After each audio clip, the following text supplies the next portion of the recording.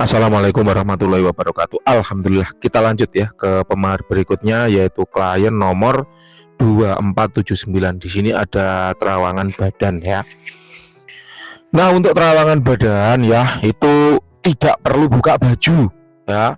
Ini yang sering kali Mbak Wira sampaikan, tidak perlu buka baju. Jijik Mbak Wira kalau lihat orang nggak pakai baju. Ya, ini sudah bener ya. Jadi pakai baju yang tertutup, yang sopan, yang rapi, foto setengah badan ya.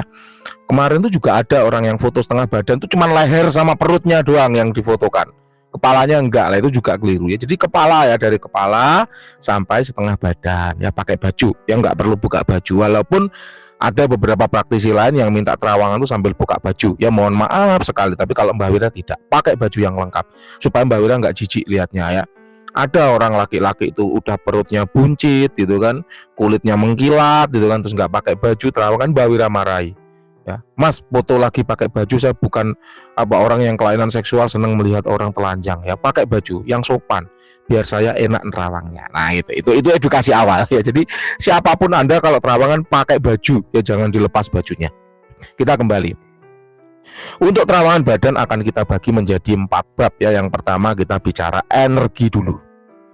Energi seseorang secara garis besar dapat dibagi menjadi 3. Yang pertama yaitu orang-orang dengan energi yang rendah ya. Siapa itu? Yaitu mereka yang sedang sakit baik medis maupun non medis. Nah, ini penting ya untuk disampaikan. Kenapa?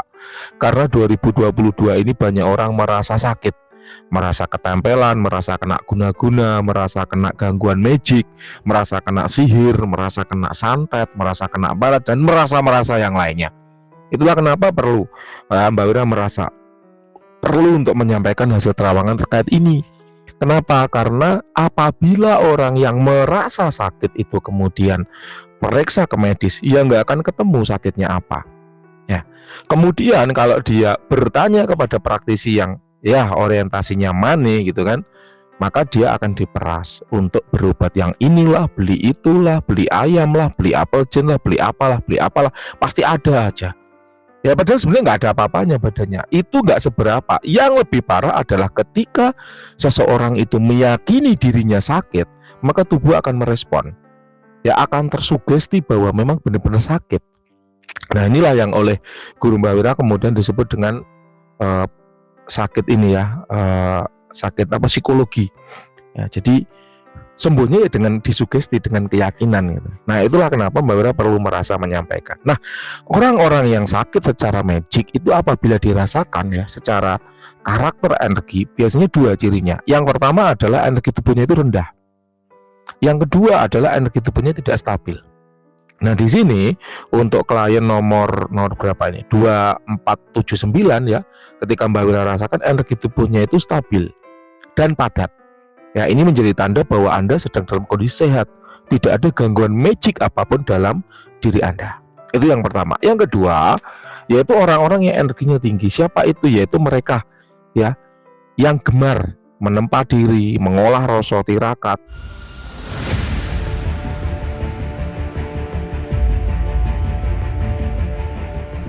Baik itu berupa meditasi, wirid, puasa, bertapa, ataupun bentuk-bentuk upaya tempat diri lainnya. Itu ada bermacam-macam. Tiap agama, tiap aliran kepercayaan itu punya tata caranya sendiri-sendiri. Nah, 2022 ini banyak juga orang yang merasa gitu kan, merasa dia punya keturunan raja-raja, merasa dia punya kodam leluhur yang hebat, merasa dia didampingi kodam yang kuat, sehingga kemudian adigang, adigung, adiguna, yang merasa lebih tinggi derajatnya dibanding orang lain, dan itu sungguh buruk banget sebenarnya. Ya, tidak perlu merasa lebih hebat dari orang lain, biasa aja gitu. Mbak Wira aja yang buka praktek 7 tahun ya, alhamdulillah terawangannya akurat, alhamdulillah azimat buatannya tuahnya terasa sejak hari pertama dimiliki. Itu biasa aja. Ketika kita ketemu orang ya sopan ya udah biasa aja gitu loh. Nggak ada sesuatu yang hebat pada diri kita kecuali Tuhan membuat kita hebat. Tidak ada keistimewaan yang ada pada diri kita kecuali Tuhan yang membuat kita menjadi istimewa gitu loh. Jadi itu semuanya titipan itu, dan Tuhan yang memberikannya, Tuhan juga yang bisa mengambilnya, menyambutnya dalam waktu seketika gitu. Jadi nggak perlu ada yang dibanggakan berlebihan gitu dari diri kita. Senang boleh, berpuas hati boleh, tapi jangan sampai kemudian menganggap orang lain lebih hina ya derajatnya dibanding diri kita. Itu yang nggak boleh ya gitu. Nah, untuk karakter orang-orang yang energinya tinggi ini ketika dirasakan ciri-cirinya adalah energinya memang meluap-luap. Dia lebih panas, lebih dingin, lebih menusuk, lebih padat, lebih kuat dibanding dengan manusia normal pada umumnya. Ini Anda belum masuk ini, walaupun ada kecenderungan ke arah sana. Tetapi belum masuk kategori orang-orang yang tinggi. Yang ketiga adalah orang-orang yang energinya biasa. Siapa itu? Yaitu manusia normal pada umumnya. Ya manusia biasa pada kebanyakan atau mayoritas orang normal. Nah ini kalau Mbak Wira skalakan dari 1 sampai 100, misalnya yang rendah itu di bawah 60, yang tinggi itu di atas 80, maka Anda ini ada di level 75. Memang ke arah tinggi, tapi belum mencapai kategori orang-orang yang tinggi. Jadi tingginya energi pada diri Anda ini diakibatkan oleh bakat. Ya, tapi bukan karena olah diri atau tempa diri yang kuat. Jadi bakat tanpa diolah dengan tempa diri ya tidak akan menghasilkan apa-apa. Orang yang berbakat tanpa tempa diri, tanpa latihan akan kalah kuat dengan orang yang tidak berbakat tapi dia mau latihan dengan rutin dengan baik. Itu yang bisa Mbak Wira sampaikan, gitu ya. Jadi energi Anda memang kecenderungannya ke tinggi tapi belum masuk kategori orang-orang yang energinya tinggi. Nah, energi yang tinggi pada diri Anda ini ya, kalau menurut Mbak Wira bukan dipengaruhi oleh faktor gaib apapun atau faktor eksternal apapun, semisal adalah energi dari keilmuan. Kenapa? Karena Mbak Wira sudah mengecek, menelusuri untuk energi keilmuan ini tidak ada di diri Anda. Kemudian yang kedua adalah energi dari booster adanya khodam ataupun spirit ya, khodam pendamping manusia itu juga tidak ada. Jadi memang unsur-unsur gaib itu tidak ada di diri Anda. Normal, semua alamiah berasal dari diri Anda sendiri, kayak gitu. Yang kedua yaitu kita bicara aura. Aura adalah manifestasi dari energi. Jadi saat energi yang ada di tubuh seseorang itu ingin dilihat dengan visual gitu ya, maka satu-satunya yang bisa dilihat adalah manifestasi warna dari energi itu. Itu kalau ibarat kalau Anda ingin melihat ya di dunia sehari-hari, di kehidupan nyata sehari-hari itu seperti Anda nyalakan api kompor. Kalau apinya itu biru, energinya tinggi, dia panas. Kalau untuk masak cepat matang. Beda kalau apinya merah atau kuning, itu energinya nggak tinggi, nggak begitu panas. Kalau dipakai masak, ya matang juga, tapi lebih lama dibanding dengan apinya biru gitu ya. Di atas biru ada nggak api? Ada, warnanya putih. Biasanya api-api dari las ya, bengkel las itu putih, mencapai putih. Ada nggak di atas putih? Ada. Apa warnanya? Hitam. Itu api neraka ya, api neraka. Dalam sejarah disebutkan bahwa secuil api neraka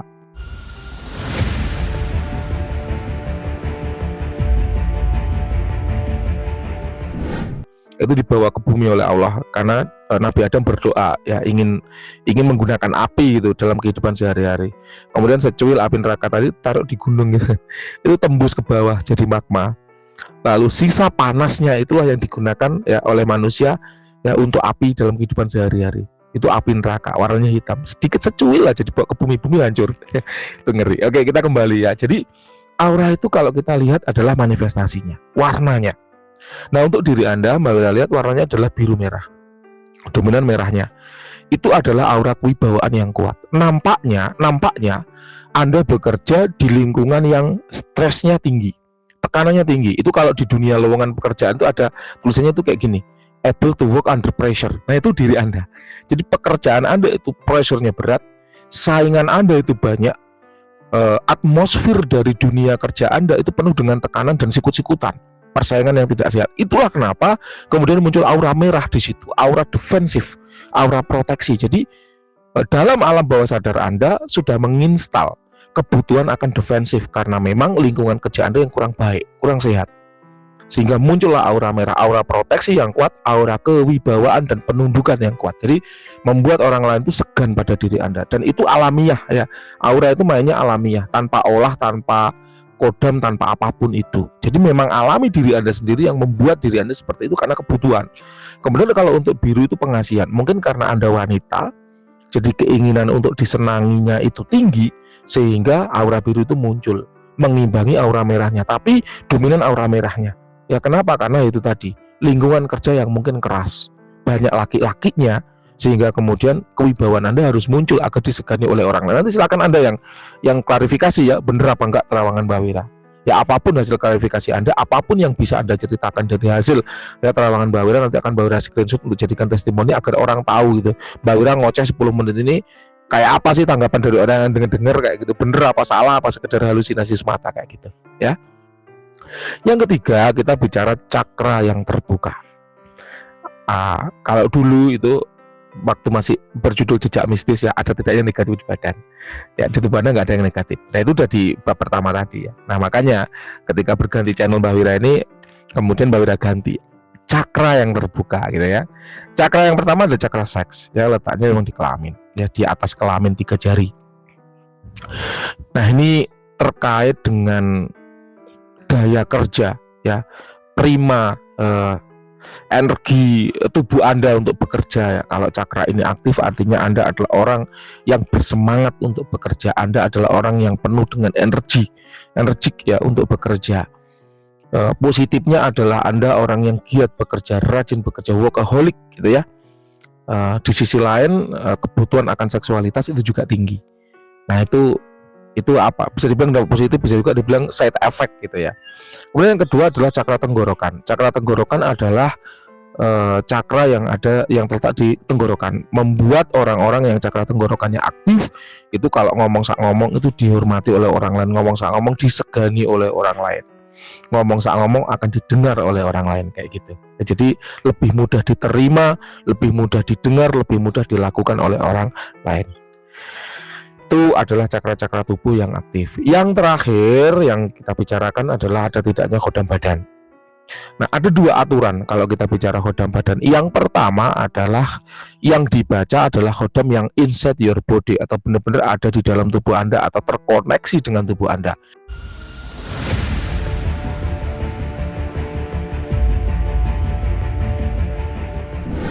Kalau yang di luar tidak dibaca. Misalnya kodam-kodam mustika, kodam-kodam pusaka, kodam-kodam azimat itu tidak dibaca. Ya, jadi kalaupun Anda punya pusaka, mustika, azimat nggak dibaca karena judulnya kodam badan. Gitu. Ya itu yang pertama. Yang kedua adalah jangan minta Mbak Wira bertanggung jawab atas omongan praktisi lain. Misal ada praktisi yang ngomong, oh Anda ini didampingi kodam macan putih, oh Anda ini didampingi kodam raja-raja, oh Anda ini didampingi kodam dewa Zeus. Tapi kok menurut Mbak Wira nggak ada, ya berarti nggak ada. Jangan sampai ada omongan, lomba katanya praktisi A saya ini punya kodam macan putih misalnya. Ya coba tanyakan ke praktisi A, karena dia ngomong gitu, bukan Mbak Wira gitu ya. Kita cek untuk kodam badan. Yang pertama adalah kodam leluhur dulu. Kodam leluhur adalah kodam yang dulunya mendampingi leluhur Anda, kemudian setelah leluhur tersebut meninggal, dia mendampingi anak cucunya, memiliki energi dan aura yang mirip dengan si leluhur tadi. Memang Anda ini memiliki bakat ya dalam hal yang sifatnya supranatural. Anda memiliki kelebihan kalau belajar supernatural itu cepat bisa dan gampang gaduan. Gaduan itu gampang cocok, gampang klik, gampang nyambung, gampang terlatih, skillnya itu gampang menguasai. Itu dikarenakan oleh leluhur Anda dulu juga memiliki kegemaran dalam hal-hal itu. Nanti silakan benar apa salah bahwa orang tua Anda ataupun ayah ibu Anda atau kakek Anda itu punya banyak koleksi kayak keris, tombak gitu, masih punya. Ya, itu adalah bukti dari sisa leluhur Anda ya, sisa-sisa bukti dari leluhur Anda yang suka atau gemar dengan hal yang sifatnya supernatural. Karena kegemaran supernatural itu selalu berputar dalam keturunan. Tidak ada orang yang gemar supernatural tanpa didahului oleh leluhur yang suka juga dengan supernatural. Kayak gitu. Dan orang yang suka supernatural sedikit sekali jumlahnya. Ya nggak banyak, dia minoritas. Oleh karenanya praktisi-praktisi supernatural selalu dianggap orang aneh gitu. Karena memang nggak banyak jumlahnya, nggak umum. Umumnya orang itu tidak begitu kayak gitu. Jadi ada termasuk orang yang leluhurnya dulu suka dengan hal supernatural. Itu akan berputar.